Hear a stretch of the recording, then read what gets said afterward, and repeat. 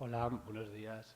Eh, Hello, good morning. First off, I'd like to congratulate the organization and Quique Poveda for all the work done. These conferences are very necessary in order for us to reflect upon where we are and where we're headed. So now let's start our panel with people who have AIDS and the stigma. I have been working with people with HIV for a long time. I'm specialized in sexual work.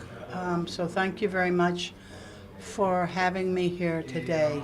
We'll talk first with our colleagues. We've changed the order of the panel because some people have to leave earlier. So we'll start off with the rights of sex workers.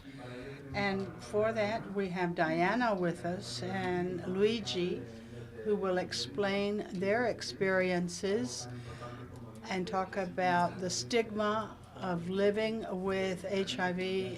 And if that's a taboo for everyone, it's certainly a taboo for sex workers. So you can ask questions if you would like. I'm sure they will be very welcome and interesting. Okay, Diana, it's your turn. Well, first, thank you and good morning. I will say that I must mention that this is the first time that I am speaking before cameras. So if I'm nervous, please forgive me. I have Spanish nationality. I've been living in Spain for 22 years. I'm originally from Ecuador. I arrived here in 1995. I have worked in prostitution since I arrived. I was in Casa de Campo, then in Montera Street, Castellana Park, Parque del Oeste, a park in the western part of the downtown Madrid. And then when we were persecuted, we saw the sex workers in Madrid saw that we needed to go to Alcalá de Henares. And currently, our area, our scope, our geography has been reduced, and prostitution is now in the industrial park of Villaverde. I am HIV positive. This was detected in the year 2002. I didn't take any treatment until 2007. And when it was first detected back in 2002, I had been working for 10 years in prostitution, and I'd never given it importance because probably of my young age.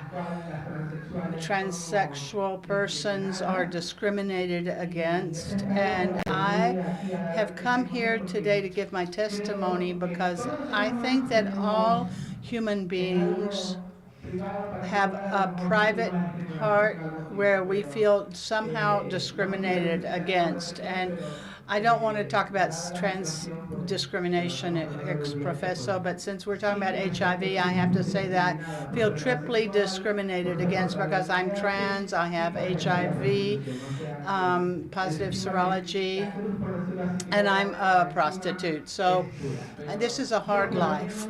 But from my private angle, I have to say that I have always been able to carry this load well and not suffer too much, not suffer like other colleagues have suffered and been stigmatized and been shamed, had to ask for help, and just have a hard time finding people to listen to them. Not everyone has the same ability to handle this. For me, it's just like a headache. It's there, it hurts sometimes, but I don't think that I have to include all this in my letter of presentation. Okay. Sometimes I have to give more explanations for being trans than anything else, but In any case, I will tell you my story from my point of view. This does not mean that I haven't lived with other persons who have suffered what I have not suffered. I've been lucky to have a family that when they found out that I was HIV positive, they got information and became educated about it and realized that I needed them more than ever. And I've also had friends who, when they learned that I was HIV positive, they made it so normal for me that I just feel very fortunate. Where there has been more stigma for me and I've been more offended, not humiliated, but offended, was in my job working, because colleagues stigmatize you and they say, look, that girl, be careful, she's got HIV, watch out. And being HIV seropositive, you cross that line of privacy. Sexual work is with protection, so we really don't need to go there. But they make things, some colleagues make things hard for you where you really shouldn't have to be giving any explanations. I like explaining now here because it's my decision today, but at work I don't. And I am also a driver, not just a prostitute. When I'm driving, no one asks me if I'm seropositive. They have to ask me if I know where I'm supposed to drive my passenger to. But oftentimes sexual workers do have this stigmatism, a stigma. And as a sexual worker, you are either, it's not whether you're seropositive or not, it's just by being a sexual worker, you are considered to be dangerous. You're considered to have a touch of, I'm sorry, the word doesn't come to me. Well, our jobs are stigmatized. That's what I want to say. Just by being a sexual worker, you're stigmatized. I would love for it to be otherwise, but we do have a stigma, not just because we're seropositive, but any pandemic, natural catastrophe, or whatever, the prostitutes are always guilty. It's always our fault. That's on one hand.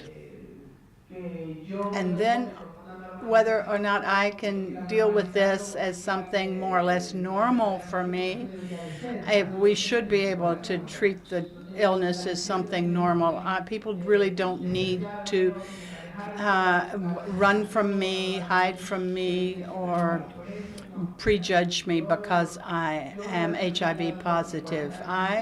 Over my 40 years of life, half of that time I've been seropositive, but I've always been able to take it as something more or less normal for me, and that's been good for me and for those around me. This doesn't mean that it's something delicate to deal with. And I've been talking to my co-panelist. This is not something that we have to be too careful about. We do have to be 100% aware that we are HIV positive, and we can live our lives as we want to live it, whatever, but we have to take precautions. Just like any human being, if you have fever or tuberculosis or whatever, you have to, you need support from others, and you need to respect others and have respect. And this is what's been my experience, and I know others who are HIV positive who are fearful of telling others. They think that something could happen. But even if you're in a discotheque having a drink, people don't want to touch your glass because they think they can be infected. And, well, excuse me for rambling. Okay.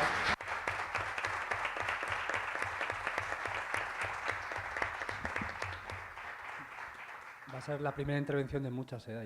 Well, that was the first of many interventions. You did a great job. Now, Luigi, can you hear me? No? Now we can, yes. Well, good morning, everyone. My name is Luis Rodriguez. I have an alias of Luigi Lopez on Facebook. I've been in Spain for 20 years. I have been prostitute, male and transformist prostitute for 2 years.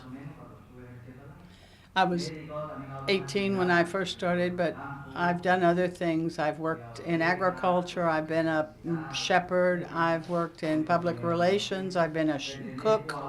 I belong to an association called Acentras, which is a feminine association of sex workers, and I am here to answer any questions you might have. But aside from working in prostitution and having that stigma, we've always been persecuted because stigma is painful. Stigma is an external mark on us that determines social behavior towards us, we who are sex workers, because we're sex workers. And society considers that we should be our rights should not be respected, and we demand that they are. We're judged as by others, and this stigmatizes us.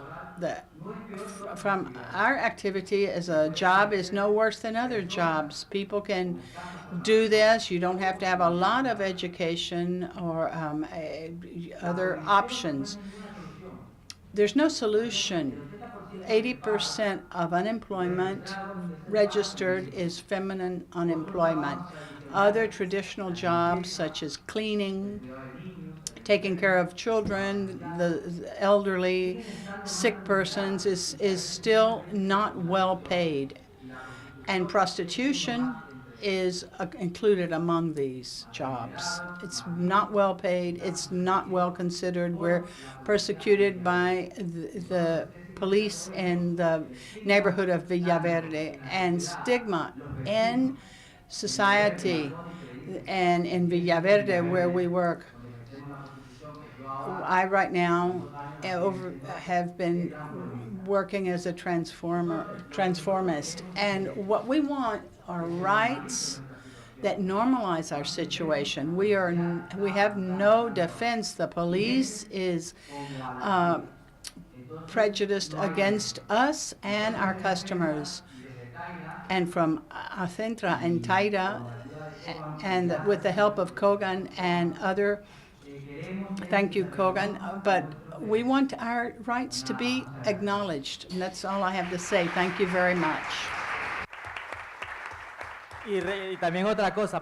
Well, one other thing, I'd like to say that what my colleague did. This is the first time I've ever spoken in public, so excuse me if I've seemed silly. Está muy bien, ¿eh? You've done a really good job. Congratulations. Well, how about if we have a round of questions and answers now?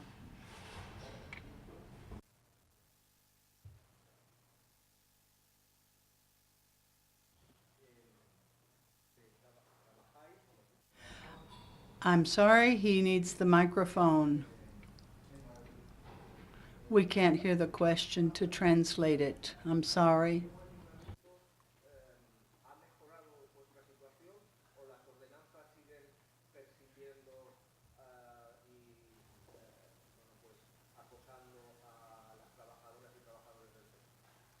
Ahora actualmente yo Currently, I am working in prostitution as a transformist. The proposals for change by the mayor of Madrid, we haven't seen any change. Things are even worse.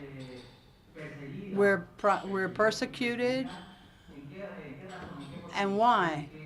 Well, vulnerability, we're vulnerable, and sometimes our customers take us to a remote place where we can be in danger. And we have asked the mayor of Madrid to meet with us and our associations, Centro en Ataira, and up until now, she has refused to meet with us. And so we have had demonstrations and press conferences, but nothing has happened. We don't see any change.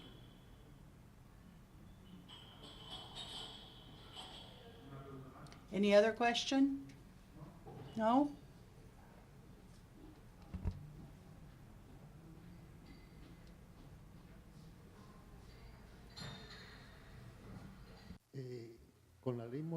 Well, with the law that prohibits demonstrations, how has that affected you? And how or what situation do you have in terms of working rights, labor rights? Thank you for your good question. The law that prohibits the free right to demonstrate, before that we had problems. This law we're talking about started about 4 years ago, right? Something like that. 5 maybe? 2 years ago. Okay, excuse me.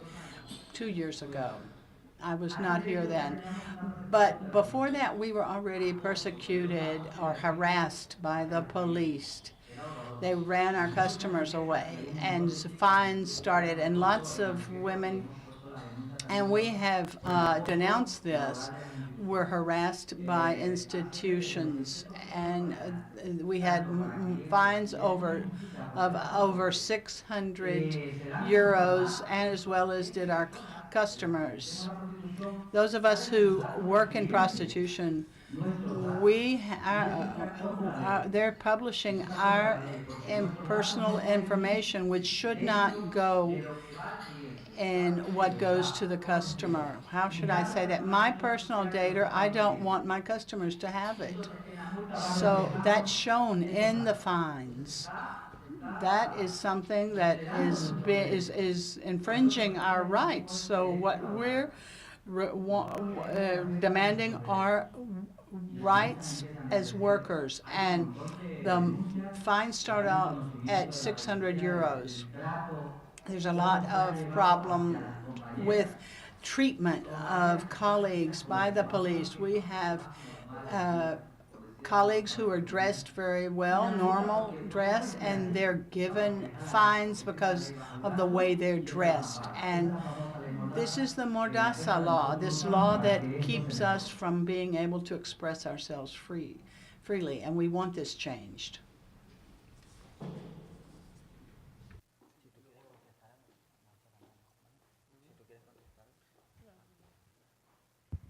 Gracias. Thank you.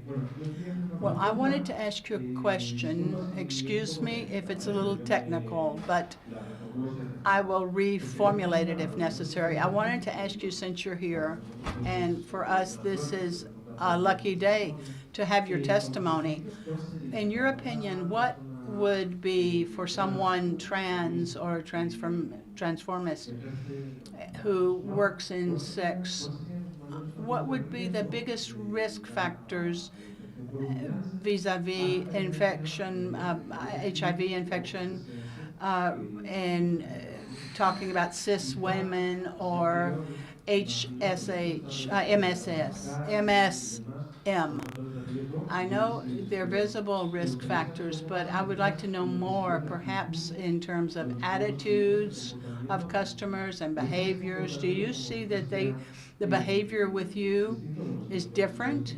Could you talk about that a little bit? I don't know if you've understood the question. I've gotten a little bit lost. I was going okay for half of the question, so I'll answer that part.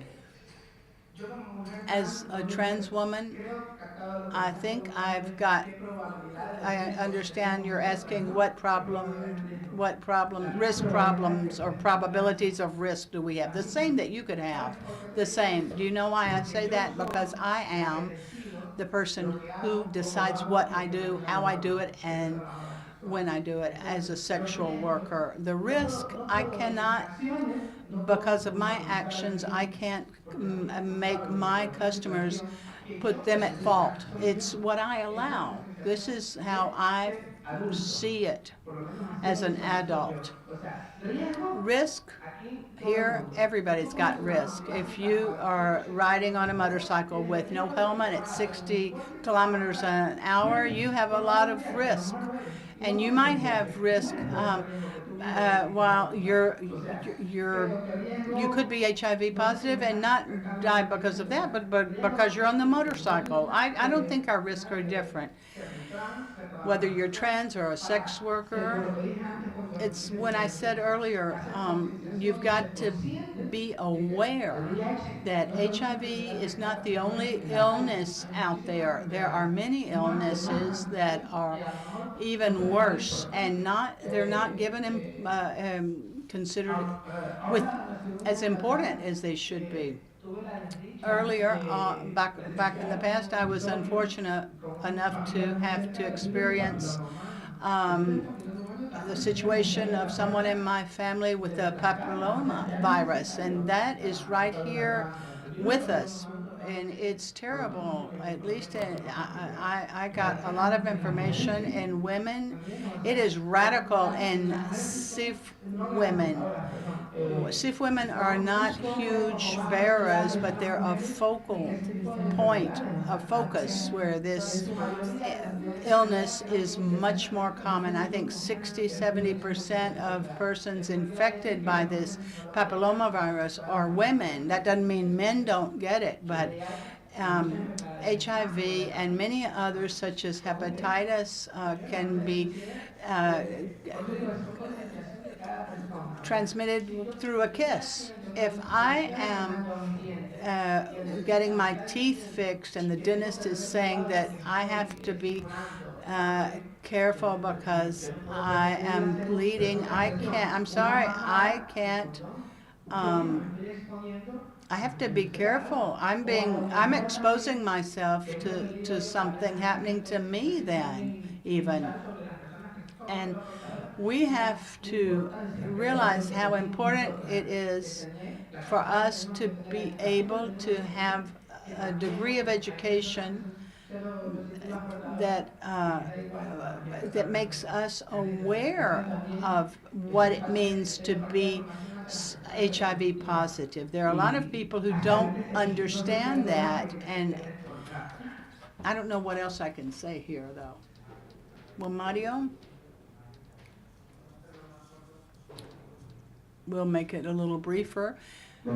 Hello, thank you very much. I would like for you to tell us a bit about the barriers or obstacles that you find as sex workers or transsexuals when you are seeking health care, as you well deserve and are entitled to. Excuse me, I didn't understand you. Okay. Do you have barriers, I think you do, to exercise your health rights as trans and as sex workers? What are these barriers? And I think you're the best person to tell us this. Was as transsexuals? Well, I don't want to victimize myself. I'm not anyone's victim. I don't want to make anyone feel sorry for me. I'm doing what I want to do. And I have to say that, yes, as trans, there are obstacles always. We'll have more than others. everybody has obstacles, but trans have a few more. In terms of health, well, I have to say that I think that we don't. Maybe it's a lack of information, but I've been 22 years living in Spain, and health-wise or healthcare-wise, I know that there could be another panel that would not agree with me, but I'm very happy with the health care I get from the government. The hospitals are equipped to deal with our illnesses, and there's such bad stigma that there are seropositive people who are embarrassed to go to the pharmacy to ask for their pills, but they send me. I go, but I know that we do have resources, care, treatment, etc., and trans people even, I have to say that in medical matters, we are even sometimes better cared for than others. That's how I feel about it. Being transsexual and a prostitute, doctors think you have to have thousands of illnesses, so they really look at you closely and take care of you. Well, I'd like to say hello to Diana and Luigi and congratulate them on their work and generosity for being here. I'm not going to ask you about medicine or technical questions. I know that those are not always comfortable questions, but I would like, knowing that you accept your origins, your sexual identity, how do you assume or participate in the World Pride here in Madrid? Thank you.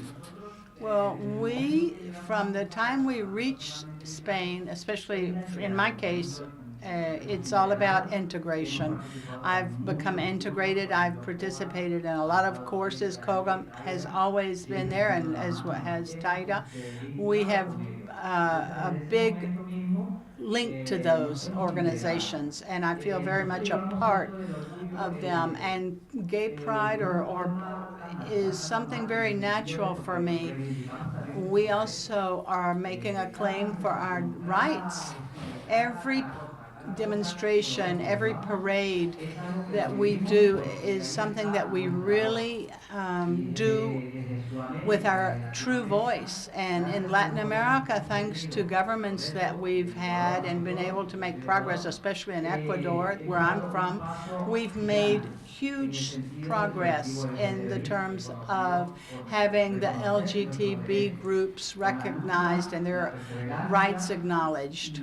We've gained tolerance, and all of this means that our rights are more respected in a democracy such as Ecuador's. Here we have come to give a voice to each of the trans, and whether they're masculine or feminine, but this is our commitment and our reivindication for gay pride here or LGBT pride here in Spain.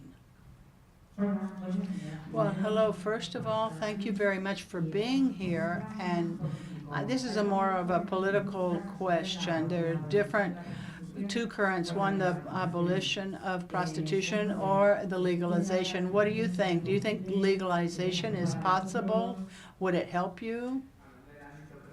Well, talking from a personal standpoint, I think then they would tell you that you have to work, and you would have to, they say this is what you have to do.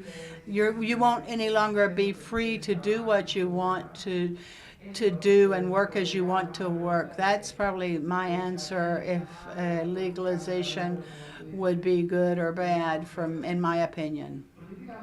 I think politically speaking, not just because of our own benefit, it should be legalized for the country's own profitability or benefit. I've traveled a lot in other countries where we see sexual jobs are legalized and people pay taxes for them, etc. And that's really enviable. And in Spain, I believe, I love Spain. I really adore it. I do. I think that Spain has the ability to do that. This is just, it's not about just making the government aware, but the whole society, that we are normal women like others. You can tell me that you worked cleaning the stairway and it was really hard, and I can say I was jacking 10 guys off, and I could say it normally. That would be great. This is, but no one really does this unless he's the Pope, says this, speaks this way. Okay, thank you. I would add something else regarding the abolition or prohibition. I think that abolitionists should sit down with prostitutes, male and female, and they should see our needs, understand our rights, not speak for us. We are free with the use of our bodies. Each of us has a means of livelihood. I, as a colleague said, I am charging you for my time. I may suck your dick for free, but I'm charging you for my time. And I would say that the abolitionists should sit down and talk to us. I do what I do because I like it. And we have a census, aside from cis and trans colleagues who work with us. We see that people are working in this because they like it and they want to. So I would ask the abolitionists to sit down with us and listen to our propositions. Of course, there are people who are sexual slaves, and that's really sad for us. They are victims, but we have to separate sexual slavery from prostitution. And we are prostitutes because we enjoy being prostitutes. That's it. Nothing more. Thank you very much. It's great to have two people very empowered speaking in first person. And I'd like to add one more thing. Normalization of the rights of people who are working is always good. So the last thing I'd like to say, and then I'll shut up, but I would like for our jobs to become normalized more than legalized. Legalization has impediments and can restrict certain aspects of our work that we are not so crazy about. But we want to be acknowledged and have our labor rights acknowledged. That's all. Thank you very much for your attention, and I loved being here with you.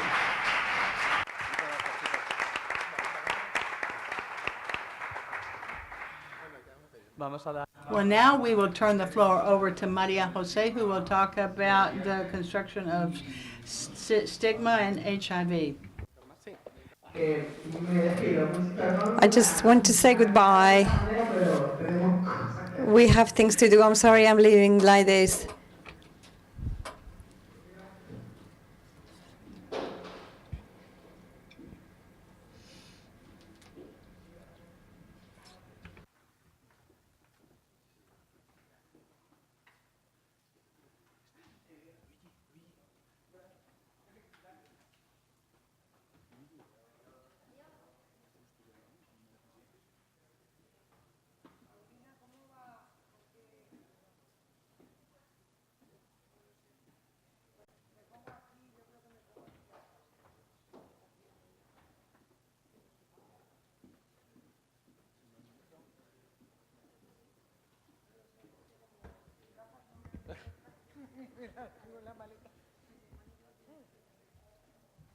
No pasa nada, estoy aquí y así no hago perder Así no hago perder minutos y aquí lo hago. ¿No se me ve? Hombre, también puedo hacer una cosa que es intentar ponerme así con la pantalla para pasarme las diapos. ¿Vale? Y ya está. Así. Bueno. Good morning. It's a shame that I have to change the topic because because the community managers and the tutors, they help us expand our image. It's a shame that I had to interrupt this debate, but because my dear friend Kike has asked me to talk about the construction of the social stigma attached to HIV, which I'm sure is not going to be as interesting. But I have to do what he says. Before actually tackling this topic, I wanted to show you a little bit the dimensions that make the one characteristic is actually stigmatized, because this is going to help us understand how this stigma is built. So the degree of the circumstance, for example, the visibility, yeah, depending on the stigma, if it's visible or not. And also how sometimes it's more outstanding, so the more it outstands, it becomes more stigmatized, and how it interacts with impersonal interactions. I've included, for example, stutter. You know, that's a great stigma as well. For example, aesthetics, the origin of the mark. So it depends on the circumstances, if they are congenital or they are accidental or intentional, and also the risk, the perceived risk by the population. So we are going to see that HIV actually can have some of these dimensions, you know, and is linked to the LGTB community, linked to the mother and the treatment received. Conditions or disease have always been subject to kind of metaphorization. So we use symbols very often to refer to them. And that has been the case of AIDS. And this is why this disease is considered one of the most stigmatized and stigmatizing conditions. Sontag has a fantastic book about these kind of metaphors. So we found the metaphor of the plague, contamination, the military, that we have actually seen throughout all these years. So this metaphorization has been closely related to how the media treated the HIV from the beginning, because it is the media, the ones that they generate the presentation of the condition to the society or to any other circumstance. So from that representation, collectively, the social relations are going to be affected, and is also the affects the response from the government and how we live, how we experience our own circumstance. An author that I really love is Martinez, and he explains in his thesis the symbolic itinerary of AIDS in the media and the mass media. So the focus is on the disorder or untidiness or messiness. At the time, we weren't really sure this is what's going to evolve or how to treat it, but very quickly it became a moral disorder. So all the people who deviated from the contacts that were, or the behaviors that we considered moral, so were grouped in this under this umbrella. Or anyone who would challenge the morals or the values of Western society. So what we're going to this what happened in the first decade. Now, then there were two threats. One more related to what today we discuss is the LGTB, which is a symbolic threat, a moral threat, you know, of the stereotypes, negative stereotypes, with the first cases of homosexuality or drug users. but particularly with LGTB community and the dimension associated to the real threat of a serious infection that can be transmitted and the effect on the population. We are going to see how culprits have been searched until we reach the stigmatizing situation we experience today. So I've had some news from the foreign people in the room. I don't think there are very many left. Belong to the itinerary of the construction of the stigma in Spain. In different countries, I'm sure it has followed a different path. So I'm going to comment some of this news along with my comments so that you can interview my slides.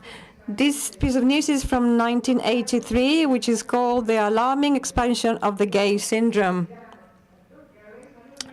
If you remember, it all started being considered as something that it just belonged to the gay world. However, other cases had already been detected in different minority groups, so we knew that it wasn't just belonging to the gay community. But this threat was outlined, underlined, relating it to depraved, perverted people with immoral people, and so on. In fact, you can see in this news that AIDS was an opportunity to explore, to gossip about practical sexual different practice, like rampant sex, morbid sex. Yeah, this is what people are talking about in these articles, the voyeur. This also is from 1983, and is also insisting in trying to find the guilty part. There were other groups, so as well as gay cancer. Also, there were other terms coined. I don't know if you remember this, but they were talking about the four groups with age. So heroin users, hemophiliacs, and so on. Until we discovered that that could actually affect other groups of society. So something which is important is the aesthetic dimension. So you can see that the more scared conditions are not just the ones that are lethal, but the ones that dehumanize the individual. For example, leper has been profoundly stigmatized for years and years because it degrades the individual.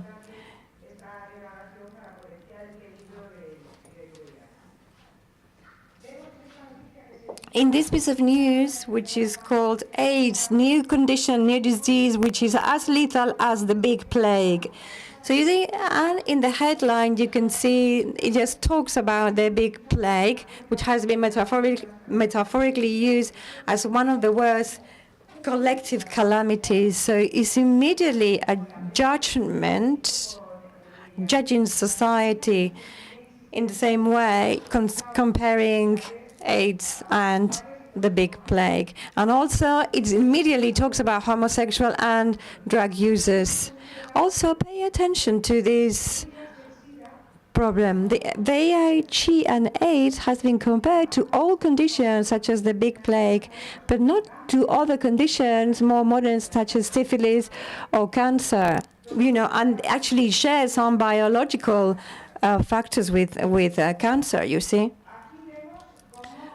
We can see here how the social threat continues and that the syndrome can't be extended to the normal, in inverted commas, population and to provoke a catastrophe. Many people may have heard me talk about this in some of my conferences. Actually relates, it says here, the victim starts by losing its appetite and feeling strange fatigue. Then a very dry coughing can be converted in convulsive attacks with very high fevers. Then they can't sleep, then they have diarrhea, and after some months, the patients die inevitably. Some years later, the idea of epidemics started to be used. And so, strictly speaking, it's a condition that actually expands into numbers which are bigger than the normal numbers of any other disease. You can see this piece of news. It actually has many of the elements that we have discussed, many metaphors. For example, the one above says it's a criminal virus that nobody can escape from. So with the military metaphor, we are also used to it because the disease is the invader and the body is the immune system. But actually, in this metaphor, the virus is the enemy that the society has to arise to and defend itself as if it was a war. You can see another title that it says, following or tracing the African trace, the African track. There is evidence that the origin was in Congo, but this has actually increased the xenophobe discourse. So we can see all these different press cuttings.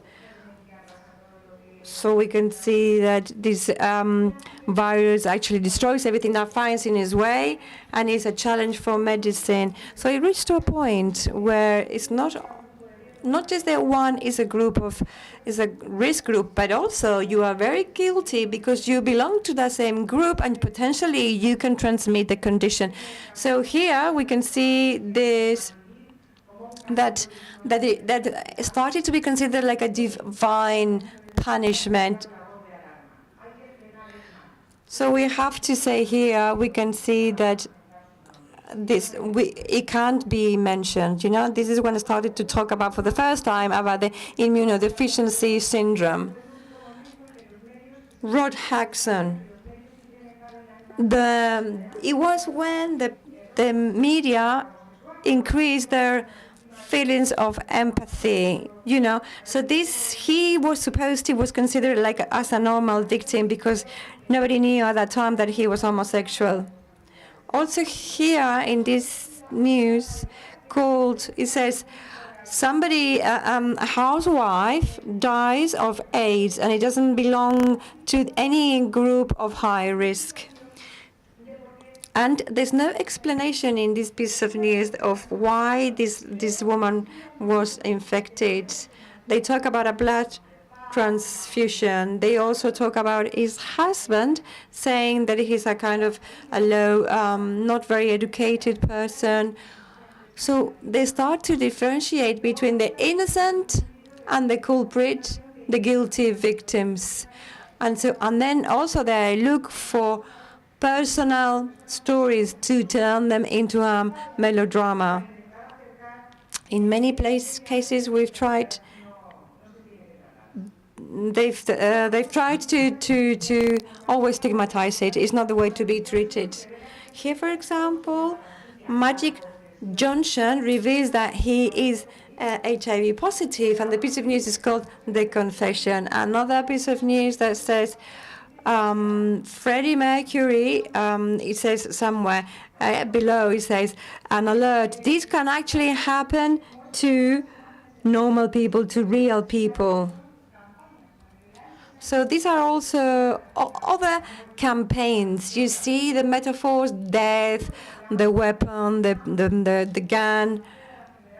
This one talks about heroin, you know, the faraway condition, the lethal, the killer disease. So the mass media are full of these metaphors, and it's an exercise to look at them.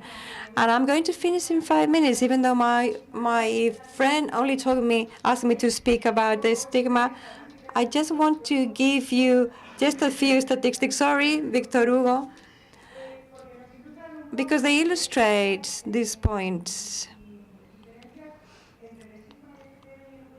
the differences between the LGTB and the stigma in the LGTB community and HIV. One of the important elements is the identity we have and the relationship we have with our collective. So, sorry, I'm going very fast because I have very little time left. So we can actually start collective actions to fight for our rights. In this investigation, this piece of research that we did in UNEF, so we compared some of these minority groups and socially disadvantaged minority groups. So you have different, as I said, minority groups. You have the LGTB community and the HIV positive community. So the red bar is the positive feelings we have for the group we belong to. And so you can see how high it is in the LGTB community. But you see how low it is in the community who just has who is HIV positive. So it's very important, the links we have with the group. You see in the LGTB community are very high. Also, there are some differences between the people that belong to the LGTB community and with HIV positive. The first group has much more social support, and they have much more satisfaction in terms of how they experience their life. We wanted to deepen and find how these impact the benefit. So the prejudice and the identity of people with HIV positive, they have a negative impact in the self-acceptance of the individual, which doesn't happen in the people with LGTB. On the contrary, the links with the group, the union with the group, was providing them with benefits. In a piece of research that I'm carrying out on people over 50 years of age, I wanted to break down the different factors of this stigma, and also to highlight where are the most significant differences. People with HIV or homosexuals have a better image of themselves than the heterosexual or bisexual or any others who answered, I prefer not to answer. So something good is coming out of this. And just to finish, I spoke to my dear friend Tony Poveda about the stress that the minority experience. So, and it's been shown that the LGTB community don't suffer as much stress. You see? So everybody has to experience stress, but if you also belong to the LGTB, for example, you also have to face other stress minority factors that depend on your identity and your circumstances, and they force you to be always open to, for example, to the expectations of being rejected, whether you want to come out of the closet or not, or any other questions. And even people who want to be resilient or can be resilient, everything has an effect on your health, negative effects related to many processes that we are seeing now. And also, there are also positive things to be gained, as I said. So this is a process, a minority stress process in LGBT populations. In any case, we have achieved many things. The people with HIV and LGTB are very friendly to the group, and with the resilience that we have developed, we have achieved many things with the activism, political actions. but we still have a lot of work to do. And something caught my eye to see the amount of countries where homosexuality is illegal or penalized, and they don't have support to these different communities experiencing the disease. So this is an opportunity to continue seeding optimism on everything we need to do. So I want to congratulate Cogam for this initiative and for inviting me to be here with you today. Many thanks.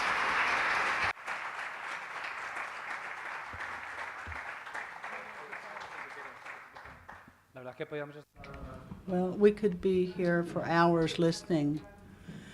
I'm sorry I was going so fast, but I talk fast normally anyway, and in a situation like this, even more. Well, we could take some questions and answers now. Yes, he should turn on his microphone, though. Hi. I wanted to ask you, don't you think that all campaigns for prevention and the campaign for PrEP, even now, increase stigma in persons who are HIV positive? Well, always. One important matter is there's a delicate balance between prevention and stigma, because stigma occurs because there is a threat. So I think even for myself, when I started with prevention campaigns and as a volunteer back in 1993 in my association in Benidorm, and all the actions that I took and was taught were based on causing fear for people to make sure they protected themselves. So it's very delicate. On the one hand, the threat, feeling vulnerable health-wise, or that you have a threat for your health, is a component, one single component that might cause you to take health precautions, whether it's PrEP or whatever. But we have focused the balance on that part, and we have forgotten about all the other factors that have influenced, like positive behavior, social support, a balance of pros and cons. And so I'll say yes, we have to rethink a lot, and we have to do a lot of work about designing and how we design things and how that can affect stigma or not. I don't know if you agree. Probably.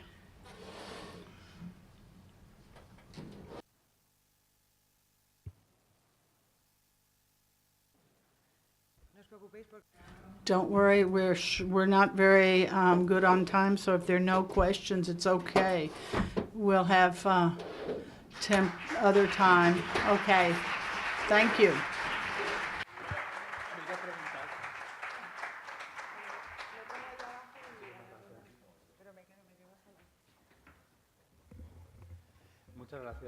Thank you very much, Maria Jose. Now we will move on to Ana Ramirez, who will talk about the rights of persons with, Paulina Ramirez, who will talk about the rights of people living with HIV or AIDS. And then after that, we'll have lunch.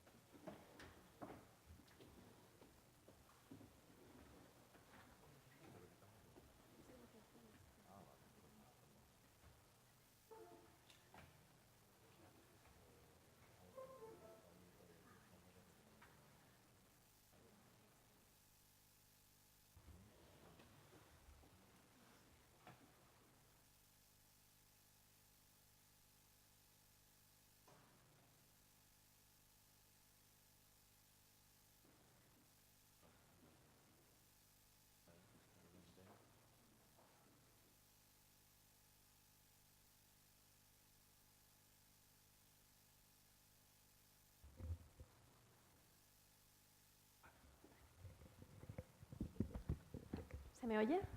¿Sí? Can you hear me? Okay. Well, good afternoon. I'm sorry for the delay.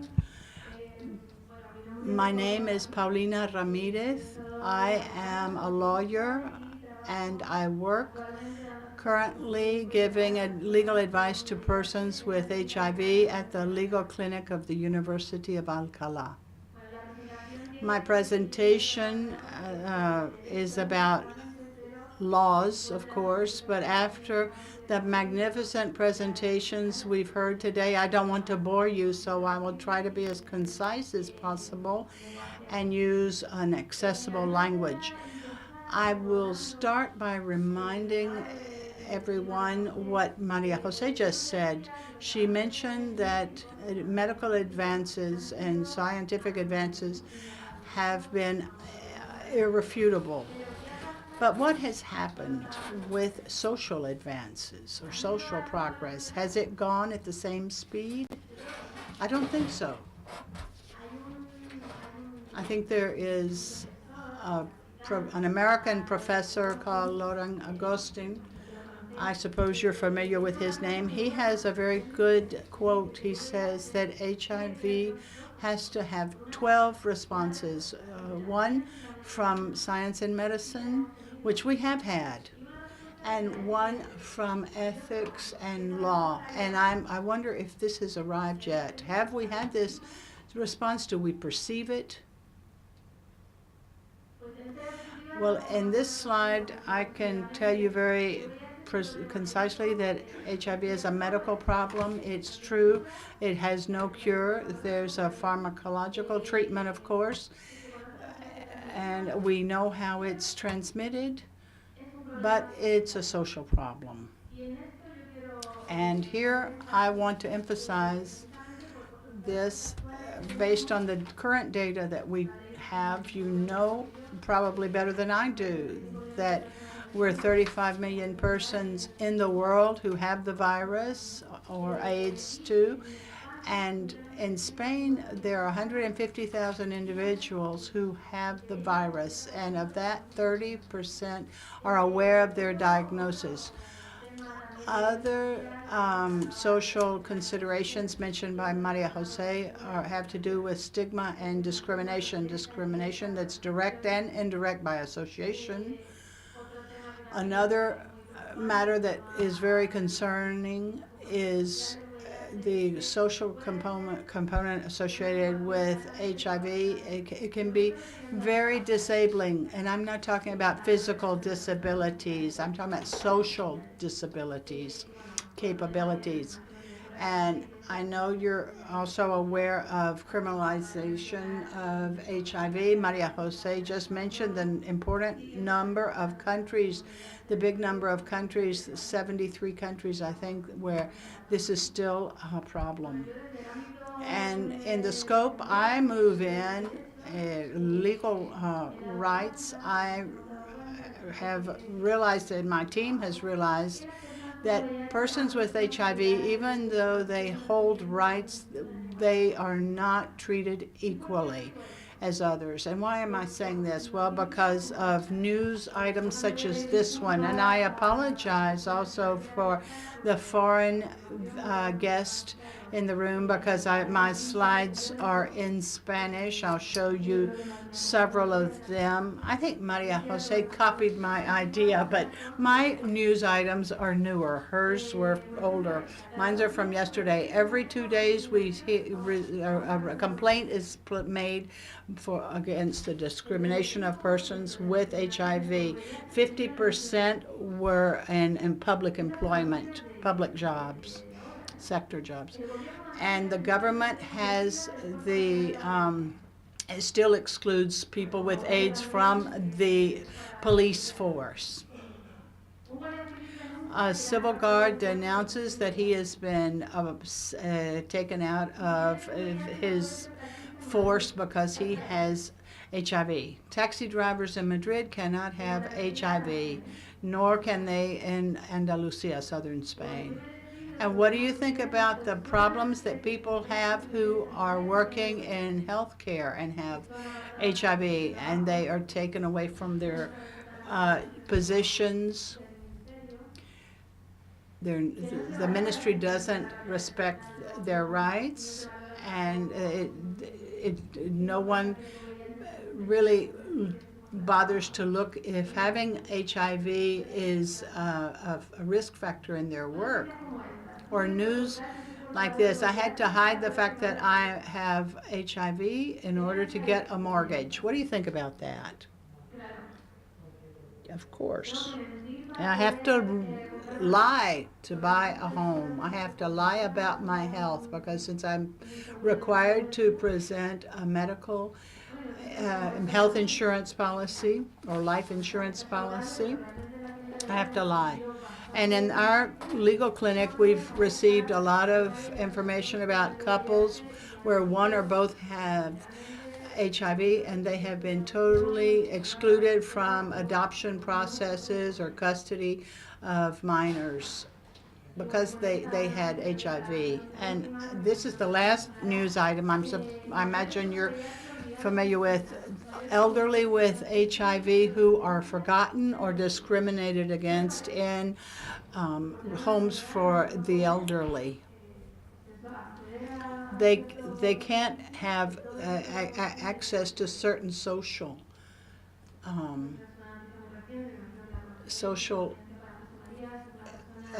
things that people have. Jose Maria, he's got the infection and he went through several residencies and was not allowed he was not allowed admission. And this is the last. We've got the protagonist here among us, and it's a very recent news item. I bring all these items here to you so you will see that these are things that are happening today. This is one that waiter was fired because he had AIDS. What does that matter? If you have HIV, why can't you work in a hotel or in a restaurant? It's very alarming that still these things are questioned.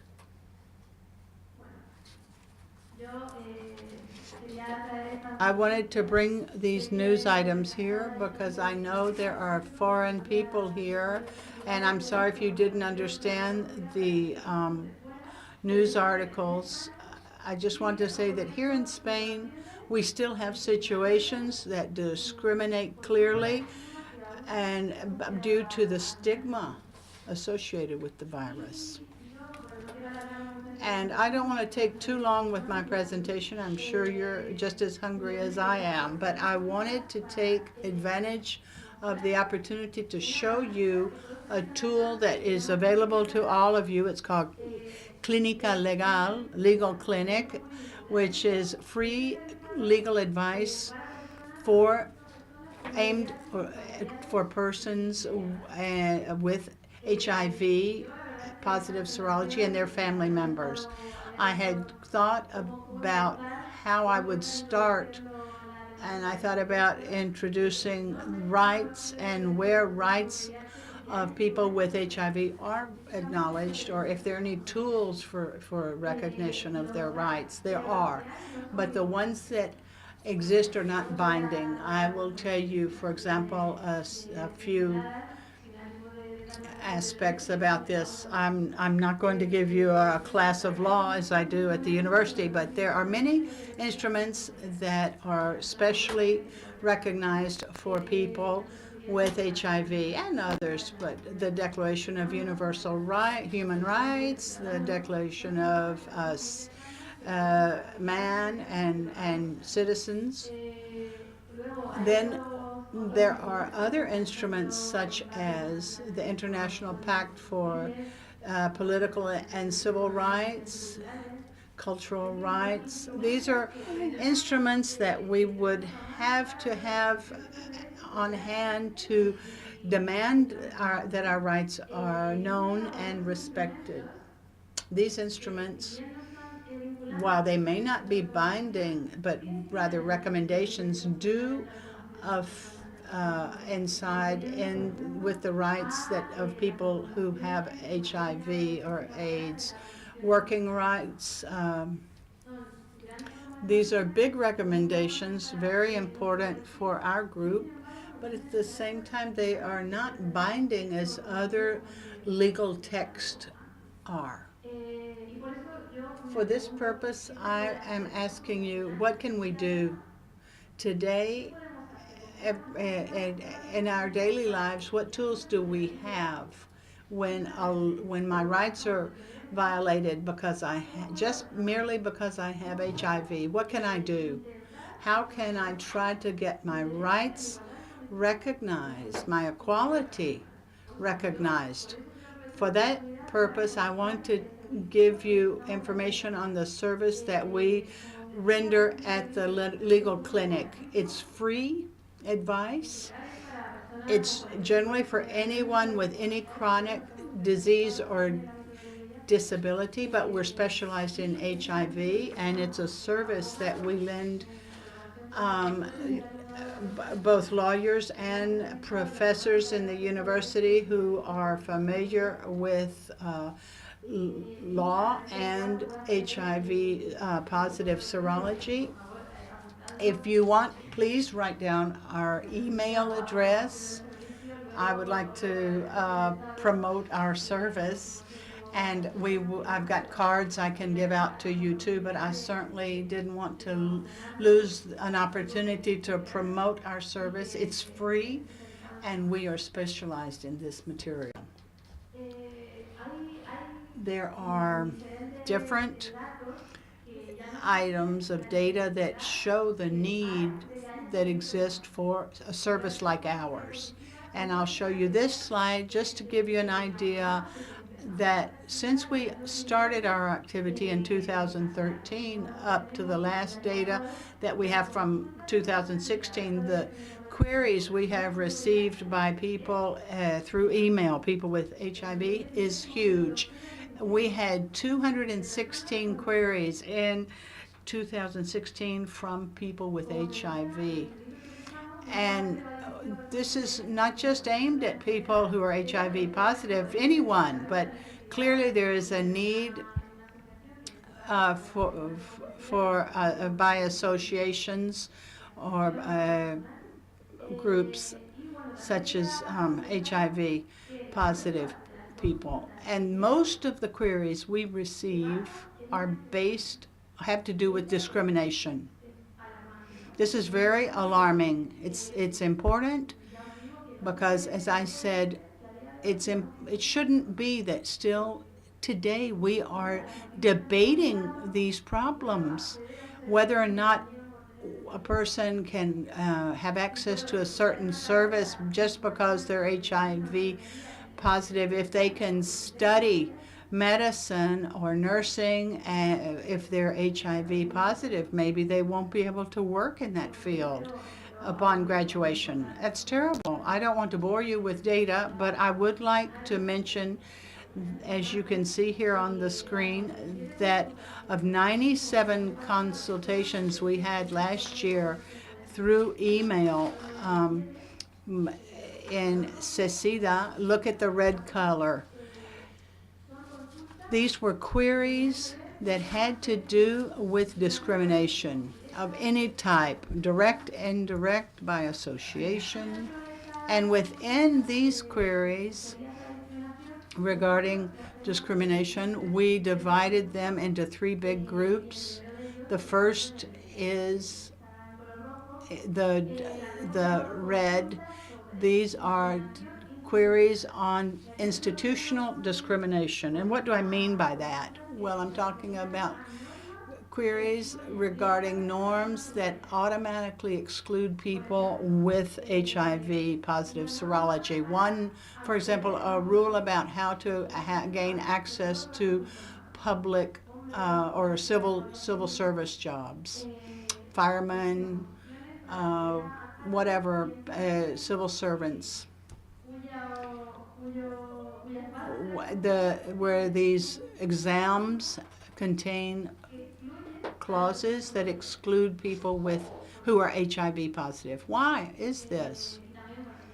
And then in this group, we also include all those queries that have to do with the obligation to undergo medical tests. Why? if HIV is totally irrelevant for some things, why does a person have to do HIV test? And sometimes without knowing that they are being submitted to these tests. And in the blue and green, these are minorities, but this is called the internal protocols. This group of queries includes those cases of individuals who try to have access to private services and are denied such access. For example, a dental clinic. When you say, if you say you're HIV positive, directly, somehow, subtly, they won't provide you service. And another big group is the purple. These are causes by serophobia. And in these cases, I suppose you can imagine the issues I'm talking here about, where there is violation of rights to privacy and the human value. The clinic has seen some terrible queries involving people who are HIV positive. I'm sure this happens in other surrounding countries, but here in Spain, in the small towns, it's really terrible how people in your surroundings deny you their support, and they can really harm you. And to finish, I don't want to bore you. I have an example of real cases that we have received in our clinic, and you'll see these cases are truly alarming. I just mentioned that there are rules that leave people who have chronic disease or out of certain employments. In this group, I include people who are HIV positive, and there's an order that's come about very recently regarding how to join the Civil Guard force. You'll see that in the last paragraph, in the smallest print, there is an exclusion for those persons who have illnesses, physical defects, or hereditary congenital abnormalities that constitute that are genetic or acquired and need some sort of specific treatment or are long-term, or may suppose a risk or a refusal of social relationships for living in the force. Do you think that if you are a civil guard having HIV, being HIV positive, is going to really be harmful for your work? I have to say, we are available to you at our clinic, and it's notorious that we understand that even despite the laws that try to fight discrimination today, there are still attitudes and barriers that are still really harming people who are HIV positive. Here I have 3 types of barriers: institutional barriers, barriers caused by protocols, and barriers caused by attitudes. I wanted to mention some news that's occurred been in the paper the last few days. Insurers cannot discriminate against HIV positive individuals, and I hope it's that way. Here's another news item. A political party wants HIV to no longer be considered a contagious disease. This is very important, how we categorize HIV. It's part of the problem, the bad classification of this disease. And to finish, I would like to invite you to read this article published in the last issue of Cecidas magazine that came out in December. And it also talks about the way of accessing the legal clinic. If you have any questions, I'll be happy to answer them and give you more contact details. Thank you.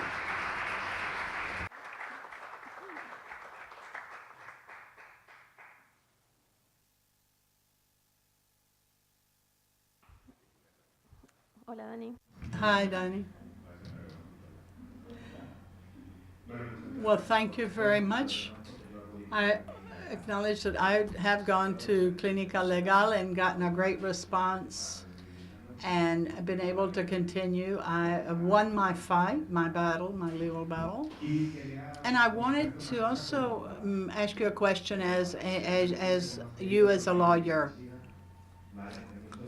In many places, to be a taxi driver, a military person, you can't have infectious disease. So I'm asking you, is one of the tools that we have, people with who are HIV positive and other groups and political parties would be to use the right vocabulary. It's true that when we talk about contagions, it's okay to say contagious, but transmission is a less stigmatized word, even when used by doctors.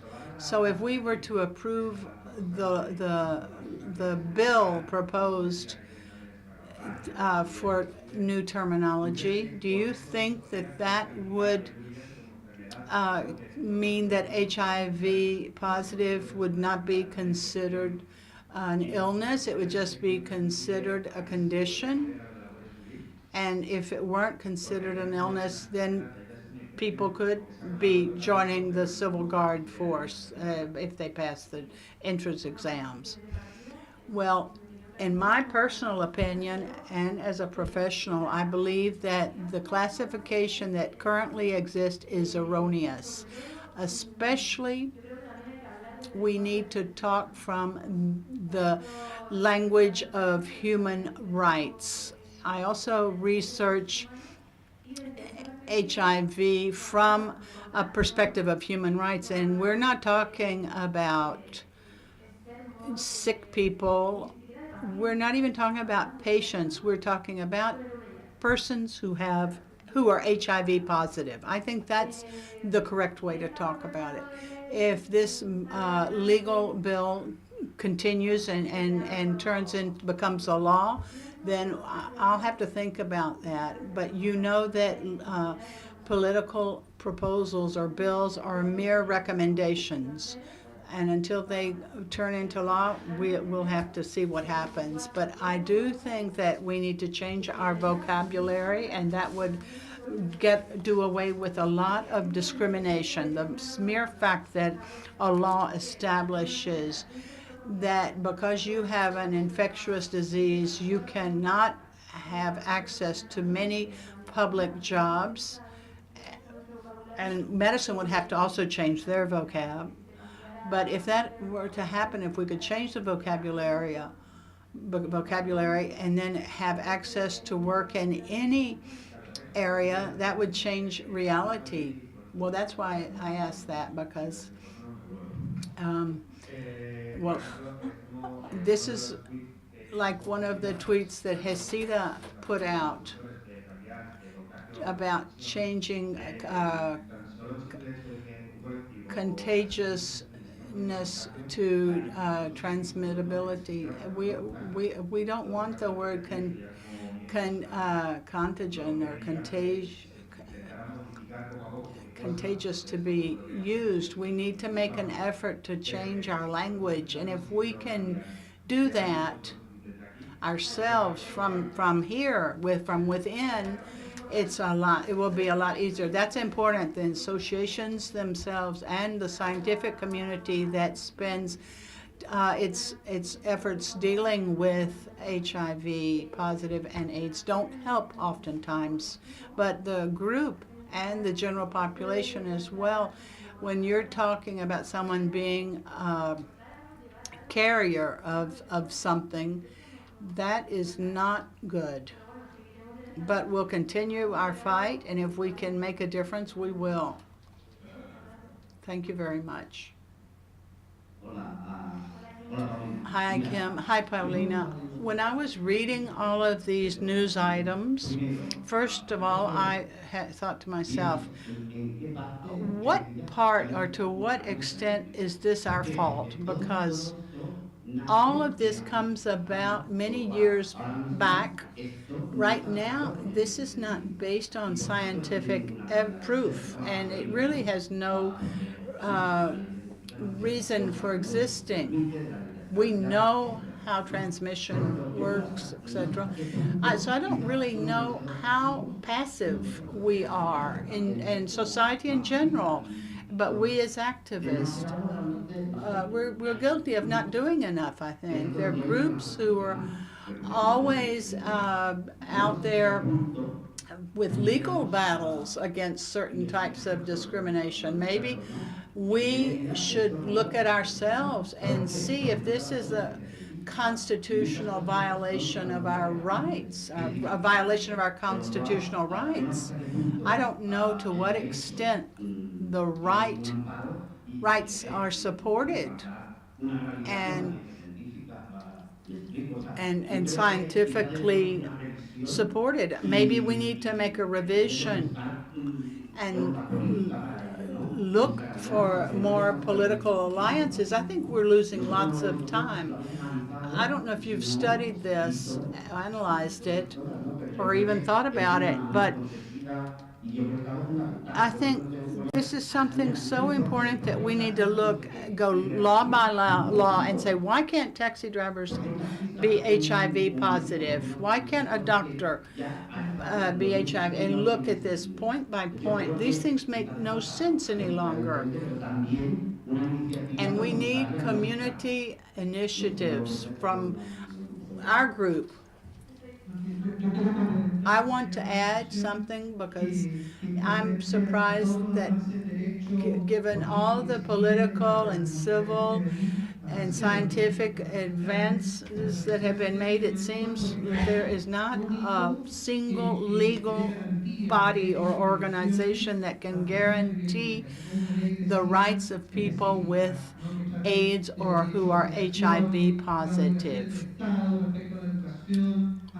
The state's obligations. I think there's also an obligation on our part and on the part of the LGBT community. And we've got to consider the human rights of people with who are HIV positive, and we're still behind. Thank you for your opinions. I'll start with the last comment. No, there is no sort of legal text that specifically recognizes the rights of people who are HIV positive. If you're going to be here later for the next session, we from our area have written a declaration of rights of people who are HIV positive, and we've tried to include different perspectives and standpoints that we consider should be the general principles that establish the rights of people who are HIV positive and the obligation of states to adopt these rights. I agree that political will is essential. If we don't have political will, we'll never change. But regarding legal text, this is basic. And our initiatives, insofar as when I say our, I mean my groups and yours, all of us together, I think that there has been, I don't think we have been lazy, and I think that Cecida has done a lot, has taken a lot before the different ministries of our country to try to get that clause for access to public jobs taken out. I'll tell you something confidentially. Last week, we had a meeting with the Ministry of the Interior, and at that meeting, the Director of Public Function was there, and we talked about these matters.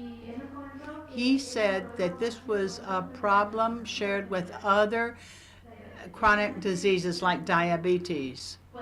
Anyone with a chronic disease who could be included in that clause is denied access to public jobs. Does that make sense? And we're talking here about HIV, but anyone with type 2, type 1 diabetes is denied the possibility of working in a job that they would like to work in just because they have a chronic disease. Is it fairer in the case of HIV positivity than more fair than in the case of diabetes? I don't think so. We want to change the current law. There's a lot to do. Of course there is, but if we don't have support from the institutions and from within institutions, there's a lot of misinformation and a big lack of knowledge on the part of institutions. I had someone at the ministry say that they thought it was understandable to have this exclusion of people who are HIV positive. They thought it was reasonable to have this exclusion. Imagine that that person were to bite a prisoner, or a prisoner were to bite the helper at the prison who was HIV positive. So how can you deal with someone at the ministry when they have this type of attitude? There is so much to be done. Sorry, no microphone is being used and we can't hear. Of course. Yes. Oh, I'm sorry. Yes, that's what our battle horse is that. Yes. I think it would be demonstratable. From your legal clinic, what do you think that we could do? How could we begin? By making others aware, getting social support? Probably.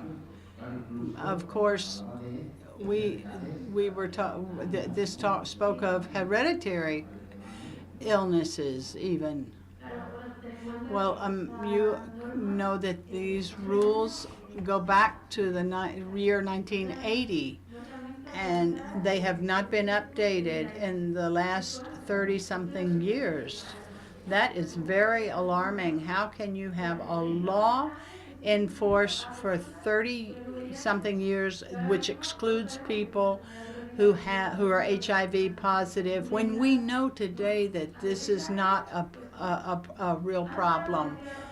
It used to seem reasonable when we didn't have knowledge about the disease, but once we were able to understand it, it was no longer reasonable.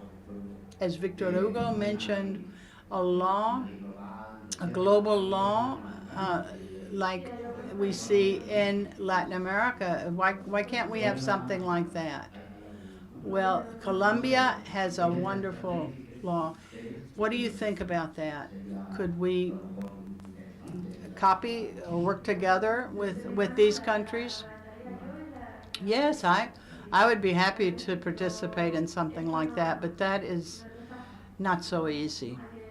We've got to start with a proposal that we hope we can come out with this afternoon with our declaration. I'm sorry, no microphone is being used. One of the news items mentioned today is someone who wants a mortgage had to lie about their HIV positivity. Right now,